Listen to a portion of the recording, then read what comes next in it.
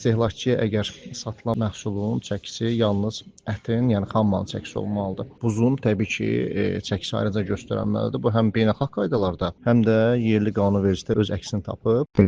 Dondurulmuş məhsulun üzərində xalis çəki yazılırsa, bu o deməkdir ki, yəni bunun buzsuz olan çəkisinin, daha doğrusu buzsuz olan məhsulun çəkisidir. Amma əgər paketdə həm buz, həm də ət birlikdə ümumi bir çəki göstərilirsə, təbii ki, burada artıq bir növ istehlakçı aldadılmış olur, istehlakçı hüquqları pozulmuş olur. Çünki praktikada da belə bir hallar var. Məhsulun əsasən böyük hissəsi xüsusilə buzdan təşkil olunmuş olur. Buna belə deyək ki, bir çox hallarda biz buna bir şişirtmə dondurma da deyirik. Bu həm keyfiyyət baxımından problem yaradır, həm də qanunvericiliyə ziddir təbii ki.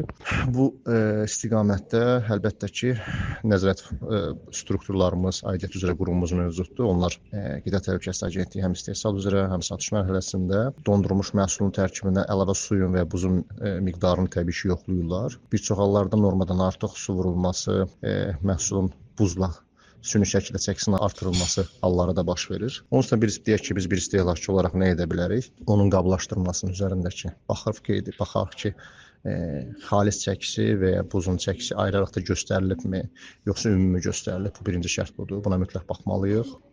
Digər bir məsələ, məhsulun əgər üzərində çox qalın buz təbəqəsi varsa, bu da artıq texnologiyaya uyğun olmayan, deyək ki, dondurmaq deməkdir. Yəni bu bir qida hiyləsidir. Buna çox diqqət etməliyik.